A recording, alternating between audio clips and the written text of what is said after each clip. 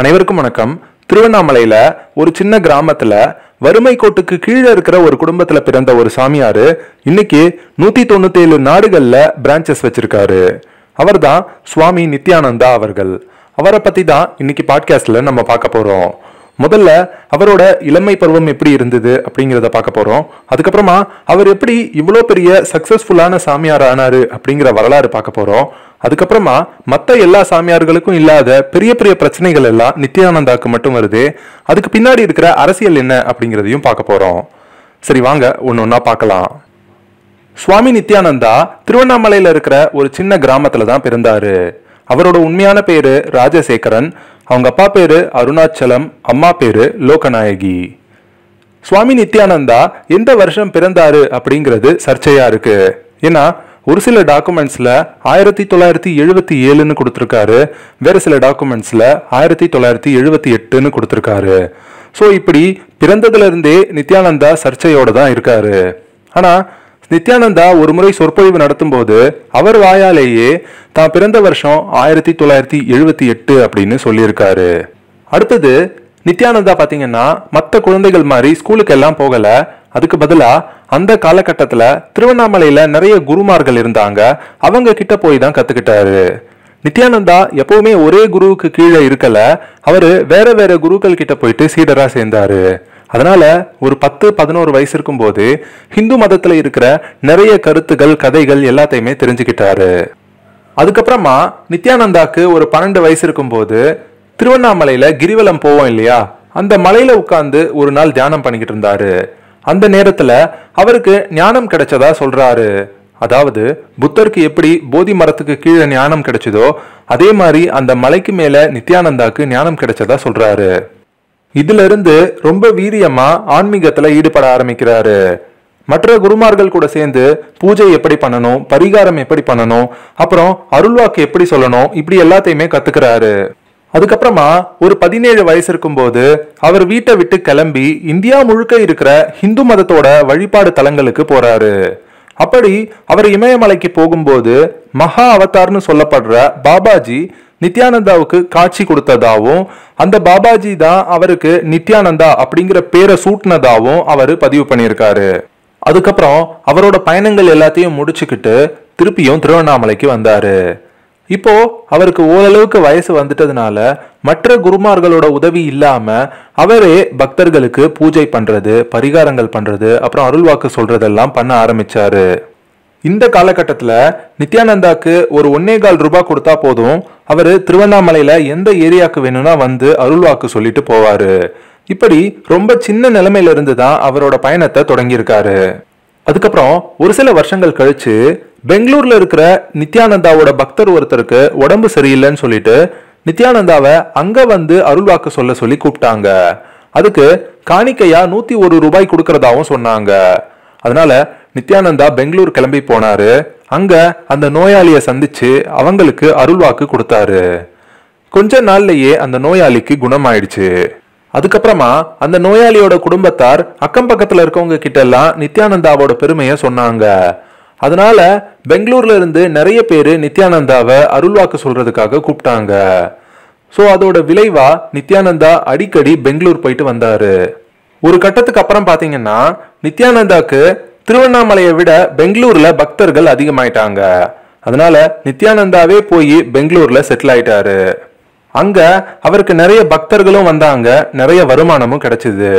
அதுக்கப்புறமா நித்யானந்தா பெங்களூர்ல ஒரு ஆசிரமம் ஆரம்பிக்கணும்னு நினைச்சாரு. அதுக்காக பக்தர் ஒருத்தர் பெங்களூர்ல இருக்கிற பிடதி அப்படிங்கிற ஊர்ல 20 ஏக்கர் நிலத்தை நித்யானந்தாக்கு கொடுத்தாரு. அந்த இடத்துல நித்யானந்தா தியான பீடம் அப்படிங்கிற ஆசிரமத்தை 2003ல தொடங்கினாரு. அங்க பாத்தீங்கன்னா பக்தர்களுக்கு தியான பயிற்சி கொடுப்பாங்க. அதுக்கப்புறம் நித்யானந்தா அடிக்கடி சொற்பொழிவு நடத்துவாரு. அதுக்கப்புறமா குமுதம் பத்திரிகையில கதவை திற காத்து வரட்டும் அப்படின்னு ஒரு தொடரை எழுதினாரு. அந்த தொடர் பாத்தீங்கன்னா தமிழ்நாடு ஃபுல்லாவே ஃபேமஸ் ஆச்சு. அதனால தமிழ்நாடு ஃபுல்லா நித்யானந்தாவோட பேர் பிரபலமாச்சு. அது மட்டும் இல்லாம தமிழ்நாட்டுல இருந்து நிறைய பக்தர்கள் பெங்களூர்ல இருக்கிற அவரோட ஆசிரமத்துக்கும் போனாங்க. அதுக்கப்புறம் நித்யானந்தா ஒரு தனியார் தொலைக்காட்சியில ஒரு வாரமும் சொற்பொழிவு நடத்தினாரு. இப்படியே பல வருஷங்கள் கழிஞ்சுது. நித்யானந்தா ரொம்ப ஃபேமஸ் ஆனாரு. நிறைய பக்தர்கள் அவருக்கு வர ஆரம்பிச்சாங்க. தமிழ்நாடு, கர்நாடகா மட்டும் இல்லாம இந்தியா முழுக்க இருந்து அவருக்கு பக்தர்கள் வந்தாங்க. அதனால அவருக்கு நிறைய வருமானமும் வந்தது. அதையெல்லாம் வச்சு இந்தியா முழுக்க பல இடங்கள்ல அவரோட ஆசிரமங்களை திறந்தாரு. ஆனா இப்படி ஏறுமுகமாவே இருக்கிற நித்யானந்தாவோட வாழ்க்கையில 2010 வருஷம் ஒரு பெரிய பிரச்சனை வந்தது. அது என்னன்னா, அது வரைக்கும் நித்யானந்தா அவரோட பக்தர்கள் கிட்ட தான் ஒரு கட்ட பிரம்மச்சாரின்னு சொல்லி இருந்தாரு. ஆனா அந்த நேரத்துல சுவாமி நித்யானந்தாவும் ரஞ்சிதா அப்படிங்கிற நடிகையும் படுக்கை அறையில இருக்கிற மாதிரியான காட்சிகள் சன் டிவில வெளியாச்சு. அப்போ நித்யானந்தா என்ன சொன்னாருன்னா, அந்த வீடியோல இருக்கிறது நான் கிடையாது, மார்பிங் பண்ணி அந்த வீடியோவை கிரியேட் பண்ணிருக்காங்க அப்படின்னு சொன்னாரு. அதுக்கப்புறமா பெங்களூர்ல இருக்கிற ஃபோரன்சிக் டிபார்ட்மெண்ட் அந்த வீடியோவை ஆராய்ச்சி பண்ணி பார்த்துட்டு அதுல இருக்கிறது நித்யானந்தா தான் அப்படின்னு கன்ஃபார்ம் பண்ணாங்க. இதுக்கப்புறமா அது வரைக்கும் நித்யானந்தா சேர்த்து வச்சிருந்த எல்லா நல்ல பேருமே கெட்டு போச்சு. அது மட்டும் இல்லாம பக்தர்கள் நிறைய பேரு நித்யானந்தாவோட ஆசிரமத்துக்கு போறத நிறுத்திட்டாங்க. அதனால அவருக்கு வருமானமும் பெரிய அளவுல குறைஞ்சு போச்சு. அதுக்கப்புறமா கொஞ்ச நாள் கழிச்சு அமெரிக்கால குடியுரிமை பெற்ற இந்திய பெண் ஒருத்தங்க நித்யானந்தா மேல கம்ப்ளைண்ட் ஃபைல் பண்ணாங்க. அவங்க என்ன சொன்னாங்கன்னா, நித்யானந்தா கூட பாலுறவு கொண்டாதான் கடவுளை அடைய முடியும்னு சொல்லி அந்த பெண் கூட நித்யானந்தா 5 வருஷம் ரிலேஷன்ஷிப்ல இருந்ததா சொன்னாங்க. அதனால நித்யானந்தா மேல பாலியல் வன்கொடுமை வழக்கு பதிவு செய்யப்பட்டது. அதுக்காக அவர் சிறைக்கும் போயிட்டு பெயில் வாங்கிட்டு வெளியே வந்தாரு. ஆனாலும் வெளியே வந்ததுக்கு அப்புறமா அவரோட பேச்சு மக்கள் மத்தியில எடுபடல. இந்திய மக்கள் யாருமே நித்யானந்தாவை நம்புறதுக்கு தயாரா இல்ல. அதனால நித்யானந்தா அவரோட பார்வைய வெளிநாட்டு மக்கள் பக்கம் திருப்பினாரு. அவர் என்ன பண்ணாருன்னா, சீடர்களை யூரோப், அமெரிக்கா மாதிரியான நாடுகளுக்கு அனுப்பி அங்க இருக்கிற மக்களை கவர் பண்ணாரு. அந்த நாட்டு பக்தர்கள் யூரோலையும் டாலர்ஸ்லயும் டொனேஷனை கொடுத்தாங்க. இந்திய மதிப்புக்கு நித்யானந்தாக்கு பலாயிரம் கோடி ரூபாய் வருமானம் வந்தது. ஆனா இவ்வளவு சொத்து சேர்த்திருந்தாலும் இந்தியால இருந்த மற்ற சாமியார்கள் நித்யானந்தாவை புறக்கணிச்சாங்க. அவங்களோட கூட்டங்களுக்கு நித்யானந்தாவை சேர்க்க மறுத்தாங்க. அதுக்கு முக்கியமான காரணம் என்னன்னா, நித்யானந்தா பிராமணர் அல்லாத ஒரு சமூகத்தை சேர்ந்தவர். அதனால நித்யானந்தா என்ன பண்ணாருன்னா, தனக்கு அங்கீகாரம் கிடைக்கணும்ன்றதுக்காக மதுரை ஆதீனமா இருந்த அருணகிரிநாதரை அப்ரோச் பண்ணாரு. அப்போ அவங்க 2 பேருக்கு நடுவுல என்ன டீலிங் நடந்துச்சுன்னு தெரியல. அருணகிரிநாதர் தனக்கு அடுத்த மதுரை ஆதீனத்தோட பீடாதிபதியா நித்யானந்தாவை அறிவிச்சாரு. மதுரை ஆதீனம்ன்றது என்னன்னு பாத்தீங்கன்னா, 1300 ஆண்டுகளுக்கு முன்னாடி மதுரையில திருஞான சம்பந்தரால தொடங்கப்பட்ட ஒரு மடம். அவருக்கு அப்புறமா அந்த மடத்துக்கு நிறைய பீடாதிபதிகள் வந்தாங்க. அப்படி 292வது பீடாதிபதியா வந்தவர் தான் அருணகிரிநாதர். அவர் தான் தனக்கு அடுத்த பீடாதிபதியா நித்யானந்தாவை நியமிச்சாரு. ஆனா இதுக்கு காஞ்சி சங்கரர்கள் உட்பட பல சாமியார்கள் கிட்ட இருந்து எதிர்ப்பு வந்தது. பாலியல் வழக்குல சிக்கின ஒருத்தர் எப்படி பாரம்பரியம் மிக்க மதுரை ஆதீனத்தோட பீடாதிபதி ஆக முடியும்னு கேள்வி கேட்டாங்க. அதனால வேற வழி இல்லாம நித்யானந்தா அந்த பீடாதிபதி பொறுப்புல இருந்து நீக்கப்பட்டாரு. அதுக்கப்புறமா ஒரு சில வருஷங்கள் கழிச்சு நித்யானந்தாவோட பெங்களூரு ஆசிரமத்துல வேலை செஞ்சிட்டு இருந்த சங்கீதா அப்படிங்கிற பெண் ஊழியர் மர்மமான முறையில உயிரிழந்தாங்க. அப்போ நித்யானந்தா தரப்புல இருந்து அந்த பெண்ணுக்கு உடல்நிலை சரியில்லாம இருந்து இறந்துட்டாங்க அப்படின்னு சொன்னாங்க. ஆனா அந்த பெண்ணோட அம்மா தன்னோட மகள் சாவுல மர்மம் இருக்கு அப்படின்னு சொல்லி கம்ப்ளைண்ட் கொடுத்தாங்க. இதுக்கு அப்புறமும் 4-5 பேரு நித்யானந்தாவோட ஆசிரமத்துல இருந்து மர்மமான முறையில இறந்து போனாங்க. அதுக்கப்புறம் நிறைய பெண்கள் நித்யானந்தா மேல பாலியல் வழக்கு போட்டாங்க. அது மட்டும் இல்லாம சில ஆண்களும் நித்யானந்தா தன்னை பாலியல் ரீதியா துன்புறுத்தினாருன்னு வழக்கு போட்டாங்க. ஆனா இந்த வழக்குகள் எல்லாம் ஒரு பக்கம் நடந்துகிட்டே இருந்தது. இன்னொரு பக்கம் நித்யானந்தா சொற்பொழிவு நடத்துறது, அப்புறம் புதுசா ஆசிரமம் திறக்கிறதுன்னு அவரோட வேலையை பார்த்துக்கிட்டே தான் இருந்தாரு. நித்யானந்தாவோட சிந்தனைகள் என்னென்னு பாத்தீங்கன்னா, நித்யானந்தா வெஜிடேரியனை ஆதரிக்க கூடியவரு. நான்வெஜ் சாப்பிட்றவங்களுக்கு வெஜிடேரியன்ஸ் அளவுக்கு மூளை வேலை செய்யாதுன்னு சொல்லியிருக்காரு. அடுத்தது நித்யானந்தா அவரோட சக்தியால அவராலையும் அவரோட சீடர்களாலையும் 2 கண்ணும் மூடி இருக்கும்போது கூட 3வது கண்ணை திறந்து அதால பார்க்க முடியும் அப்படின்னு சொல்லியிருக்காரு. அதுக்கப்புறம் நித்யானந்தாவோட சக்தியால பசு, குரங்கு இந்த மாதிரியான விலங்குகளை தமிழும் சமஸ்கிருதமும் பேச வைக்க முடியும் அப்படின்னு சொல்லியிருக்காரு. அதுக்கான ஆராய்ச்சிகள் எல்லாம் முடிஞ்சிட்டதாவும் கூடி சீக்கிரத்துல பொதுவெளியில அதை செஞ்சு காட்ட போறதாவும் சொல்லியிருக்காரு. அதுக்கடுத்தது நித்யானந்தா ஒரு முறை அவரோட சீடர்களை பறக்க வைக்க போறதா அறிவிச்சாரு.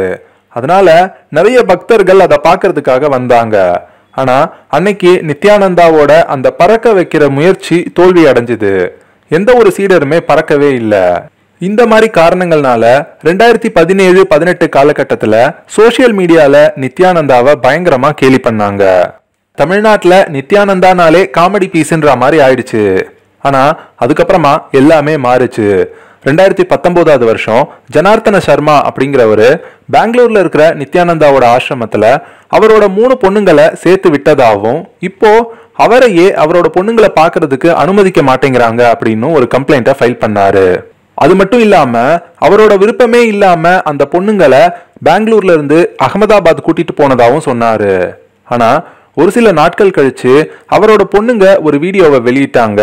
அதுல எங்க அப்பா எங்களை ரொம்ப துன்புறுத்துறாரு, அதனால நாங்க விரும்பிதான் நித்யானந்தா சுவாமி கூட இருக்கோம் அப்படின்னு சொல்லியிருந்தாங்க. அந்த பொண்ணுங்க மேஜரா இருந்ததுனால அந்த வழக்கு ஸ்ட்ராங்கா நிக்கல. இருந்தாலும் நித்யானந்தா மேல இருக்கிற எல்லா வழக்குகளையும் விசாரிச்சு நீதிமன்றம் அவருக்கு பிடிவாரண்ட் கொடுத்தாங்க. அதனால அவரை கைது செய்யறதுக்காக பெங்களூர் போலீஸ்காரங்க பெங்களூர்ல இருக்கிற அவரோட ஆசிரமத்துக்கு போனாங்க. ஆனா அந்த நேரத்துல நித்யானந்தா அங்க இல்ல. அவரு வெளிநாட்டுக்கு எங்கேயாச்சும் தப்பிச்சு போயிருக்கலாம்னு போலீஸ் தரப்புல சொல்லப்பட்டது. ஆனா எந்த ஒரு சர்வதேச விமான நிலையத்திலேயோ இல்ல சர்வதேச துறைமுகத்திலேயோ நித்யானந்தா தப்பிச்சு போனதுக்கான ஆதாரம் கிடைக்கவே இல்லை. அதே சமயம் நித்யானந்தா தலைமறைவானாலும் அவரோட சொற்பொழிவுகளை யூடியூப்ல ரிலீஸ் பண்ணிக்கிட்டே தான் இருந்தாரு. அதுக்கப்புறமா ஒரு சில மாசங்கள் கழிச்சு நித்யானந்தா ஒரு அறிவிப்பை வெளியிட்டாரு. அந்த நேரத்துல சோசியல் மீடியால ஒரு பெரிய புரட்சியே வெடிச்சிருச்சுன்னு சொல்லலாம். ஏன்னா எல்லாருமே அதை பத்தி தான் பேசினாங்க. அது என்னன்னா, நித்யானந்தா தான் சொந்தமா கைலாசா அப்படின்னு ஒரு நாடு உருவாக்கி இருக்கிறதா சொன்னாரு. அது முழுக்க முழுக்க ஒரு ஹிந்து நாடு அப்படின்னும் அதுக்கு நித்யானந்தா தான் பிரதமர் அப்படின்னு சொன்னாரு. அது மட்டும் இல்லாம அந்த நாட்டுக்குன்னு தனியா ஒரு கொடி இருக்கிறதாவும் அதுக்குன்னு தனியா பாஸ்போர்ட் விசாலாம் இருக்கிறதாவும் அந்த நாட்டுக்குன்னு தனியா ஒரு கரன்சி இருக்கு அப்படின்னு சொன்னாரு. அதுக்கப்புறம் அது எல்லாத்துக்கும் மேல நித்யானந்தாவோட சீடர்கள் ஐநா சபைக்கு போயிட்டு கைலாசாவை வேட்டிக்கன் மாதிரி ஒரு தனி நாடா அங்கீகரிக்கணும் அப்படின்னு சொல்லி கேட்டாங்க. அப்போ ஐநா சபையில இருந்தவங்க அதுக்கு சில ஆதாரங்களும் டாக்குமெண்ட்ஸும் கேட்டாங்க. அப்போ நித்யானந்தாவோட சீடர்களும் அந்த டாக்குமெண்ட்ஸ் ஆதாரங்கள் எல்லாத்தையும் சமர்ப்பிச்சாங்க. அதுக்கப்புறமா ஒரு சில மாசங்கள் கழிச்சு பொதுமக்கள் யாராச்சும் கைலாசாக்கு சுற்றுலா போகணும்னு நினைச்சா வரலாம் அப்படின்ட்டு நித்யானந்தா அறிவிச்சாரு. அதுக்கு அப்ளை பண்றதுக்கான வசதிகளை கைலாசாவோட அபிஷியல் வெப்சைட்ல ஏற்படுத்தினாரு. அந்த டூர் பேக்கேஜ் எப்படி இருக்கும்னா, ஆஸ்திரேலியால இருக்கிற ஒரு விமான நிலையத்துல இருந்து கைலாசாவோட கருடான்னு சொல்லப்படுற ஃபிளைட்டு கிளம்பும். 3 நாள் சுற்றுலாக்கு அப்புறமா திருப்பியும் அதே விமான நிலையத்துல கொண்டு வந்து விட்டுருவாங்க. அந்த 3 நாள் சுற்றுலா அப்போ நீங்க உணவுக்கோ இல்ல தங்குற இடத்துக்கோ காசு கொடுக்கணும்னு அவசியம் கிடையாது. எல்லாமே இலவசம்தான். அடுத்தது, நான் ஏன் இதை ஒரு புரட்சின்னு சொன்னேன்னா, நம்ம இந்தியால இருந்து நிறைய குற்றவாளிகள் தப்பிச்சு போயிருக்காங்க. உதாரணத்துக்கு விஜய் மால்யா, அப்புறம் தாவூத் இப்ராஹிம். ஆனா இவங்கெல்லாம் என்ன பண்ணாங்கன்னா வேற ஒரு நாட்டுக்கிட்ட போய் தஞ்சம் புகுந்தாங்க. ஆனா நித்யானந்தா என்ன பண்ணாருன்னா இந்தியால இருந்து தப்பிச்சு போய் புதுசா ஒரு நாட்டையே உருவாக்கிட்டாரு. அதுக்கப்புறமா ஒரு சில மாசங்கள் கழிச்சு கொரோனா லாக்டவுன் வந்துருச்சு. அதனால வெளிநாட்டு பயணிகள் கைலாசாக்குள்ள வரக்கூடாதுன்னு நித்யானந்தா தடை போட்டுட்டாரு. ஆனா இவ்வளவு விஷயங்களை சொன்ன நித்யானந்தா அந்த கைலாசான்ற நாடு எங்க இருக்கு அப்படின்னு சொல்லவே இல்லை. பெரிய பெரிய செய்தி நிறுவனங்கள் என்ன சொல்றாங்கன்னா, ஈக்வேடார்னு ஒரு நாடு இருக்கு, அந்த நாட்டோட கடல் எல்லையில நிறைய தீவுகள் இருக்கு, யாரு வேணும்னா காசு கொடுத்து அந்த தீவுகளை வாங்கிக்கலாமா. அப்படி ஈக்வேடார் நாட்டுல இருக்கிற ஒரு தீவை தான் நித்யானந்தா வாங்கி அதை கைலாசா அப்படின்னு அறிவிச்சிருக்கிறதா சொல்றாங்க. அதுக்கப்புறமா வேற சில பேர் என்ன சொல்றாங்கன்னா, கைலாசான்றது உண்மையே கிடையாது, நித்யானந்தா போலீஸை திசை திருப்புறதுக்காக தான் இந்த கதையெல்லாம் விட்டுக்கிட்டு இருக்காரு. நித்யானந்தா இந்தியால தான் ஏதோ ஒரு இடத்துல ஒரு ஸ்டூடியோ செட்டப் குள்ள உட்காந்து கிரீன் ஸ்கிரீன் முன்னாடி பேசி யூடியூப்ல வீடியோஸ் போட்டுட்டு இருக்காரு அப்படின்னு சொல்றாங்க.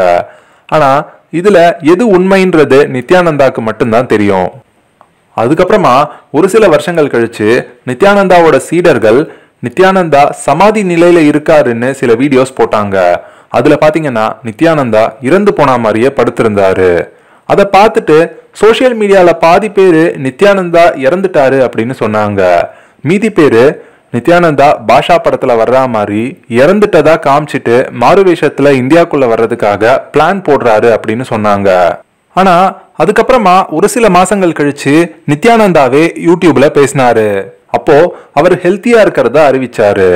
ஆனாலும் அந்த நேரத்துல நித்யானந்தாவோட சீடர்கள் சில பேரு ஸ்ரீலங்கா கவர்மெண்ட்டை அப்ரோச் பண்ணி நித்யானந்தாக்கு உடம்பு சரியில்லைன்னும் அவருக்கு ட்ரீட்மெண்ட் பண்ற அளவுக்கு சரியான மருத்துவமனைகள் கைலாசா நாட்டுல இல்லைன்னும் அதனால நித்யானந்தாக்கு ஸ்ரீலங்கால வச்சு சிகிச்சை பார்க்கணும், அதுக்கு நீங்க அனுமதி கொடுங்க அப்படின்னு கேட்டாங்க. ஒருவேளை ஸ்ரீலங்கா கவர்மெண்ட் உதவி செஞ்சா பல்லாயிரக்கணக்கான கோடி ரூபாய்களை ஸ்ரீலங்கால இன்வெஸ்ட் பண்ண போறதாவும் சொன்னாங்க. ஆனா ஸ்ரீலங்கா கவர்மெண்ட் அதுக்கு சரியான பதில் கொடுக்கல. அதுக்கப்புறமா இப்போ ரீசெண்டா பாத்தீங்கன்னா ஐநா சபை மத நம்பிக்கை, கலாச்சாரம், நாகரிகம் இதெல்லாம் பத்தி பேசுறதுக்காக ஒரு மீட்டிங்க்கு அரேஞ்ச் பண்ணாங்க. அதுல கைலாசா சார்பா சில பேர் கலந்துக்கிட்டாங்க. அதுல முக்கியமா விஜயபிரியா அப்படிங்கிற ஒரு பெண் கைலாசாவோட ரெப்ரசன்டேட்டிவ்னு சொல்லி கலந்துக்கிட்டாங்க. அவங்க என்ன பேசினாங்கன்னு பாத்தீங்கன்னா, கைலாசான்றது ஒரு தனி நாடு, அதுக்கு நித்யானந்தா பிரதமரா இருக்காரு, அவரு வேற எந்த நாட்டோட சட்ட திட்டங்களுக்கும் அடிபணியணுன்ற அவசியம் கிடையாது, அப்படி இருக்கும்போது வேற ஒரு நாட்டுல அவரை குற்றவாளின்னு அறிவிச்சிருக்காங்க, அது மட்டும் இல்லாம அவரை கைது செய்யறதுக்காக போலீஸ்க்கு பிடி வாரண்ட்டும் கொடுத்திருக்காங்க அப்படின்னு அவங்க மறைமுகமா இந்தியாவை குற்றம் சாட்டினாங்க. அதுக்கப்புறம் அந்த மீட்டிங் முடிஞ்சதுக்கு அப்புறமா ஐநா சபை உறுப்பினர் ஒருத்தர் வெளியே பேசும்போது, நாங்க மத நம்பிக்கை பத்தி பேசுறதுக்காக தான் இந்த மீட்டிங்க்கு அரேஞ்ச் பண்ணோம், ஆனா கைலாசால இருந்து வந்தவங்க தேவையில்லாம வேற ஏதோ பேசிட்டு இருந்தாங்க, ஆனா இதுவரைக்கும் ஐநா சபை கைலாசாவை ஒரு தனி நாடா அங்கீகரிக்கல அப்படின்னு சொன்னாரு.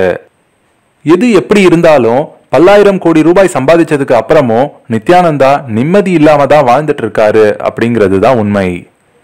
அடுத்தது இந்தியால பாத்தீங்கன்னா ஆயிரக்கணக்கான சாமியார்கள் இருக்காங்க. உதாரணத்துக்கு ஜக்கி வாசுதேவ், பாபா ராம்தேவ், அதுக்கப்புறம் காஞ்சி சங்கராச்சாரியார்கள், இவங்க மேல கூட கொலை வழக்கு, பாலியல் வழக்கு, அதுக்கப்புறம் சட்டவிரோதமா வருமானத்துக்கு அதிகமா சொத்து சேர்த்த வழக்கு, இப்படி நிறைய வழக்குகள் இருக்கு. ஆனா இவங்க எல்லாருமே சுதந்திரமா இருக்காங்க. ஆனா நித்யானந்தாக்கு மட்டும் இவ்வளவு பிரச்சனைகள் வர்றதுக்கு என்ன காரணம்னு பாத்தீங்கன்னா, இந்தியால RSSன்னு ஒரு இயக்கம் இருக்கு. எல்லா சாமியார்களுமே அந்த RSS இயக்கத்தோட கண்ட்ரோல்ல தான் இயங்கிட்டு இருக்காங்க. ஆனா நித்யானந்தா மட்டும் RSSக்கு அடிபணியறதுக்கு மறுக்கிறாரு. அதனாலதான் எல்லாரும் சேர்ந்து நித்யானந்தாவை கார்னர் பண்றாங்க. அப்படி இல்லைன்னா நித்யானந்தா தான் இப்போதைக்கு இந்தியாவோட நம்பர் 1 சாமியாரா இருந்திருப்பாரு. நான் எதை வச்சு இப்படி சொல்றேன்னா, கிட்டத்தட்ட 4-5 வருஷமா நித்யானந்தா ஆக்டிவா இல்ல, ஆனா இப்போதைக்கு அவரோட சொத்து மதிப்பு 10,000 கோடின்னு கணக்கிட்டு இருக்காங்க. அப்படி இருக்கும்போது ஒருவேளை அவர் ஆக்டிவா இருந்திருந்தாருன்னா இப்போ அவரோட சொத்து மதிப்பு என்னவா இருக்கும்னு நீங்களே கற்பனை பண்ணி பாருங்க. சரி மக்களே, இந்த பாட்காஸ்ட் உங்களுக்கு பிடிச்சிருக்கும்னு நம்புறேன். இதே மாதிரி இன்னும் நிறைய பாட்காஸ்ட் கேட்கணும்னு நினைச்சீங்கன்னா நம்ம சேனலுக்கு சப்ஸ்கிரைப் பண்ணுங்க. மீண்டும் இன்னொரு பாட்காஸ்ட்ல சந்திக்கலாம். நன்றி.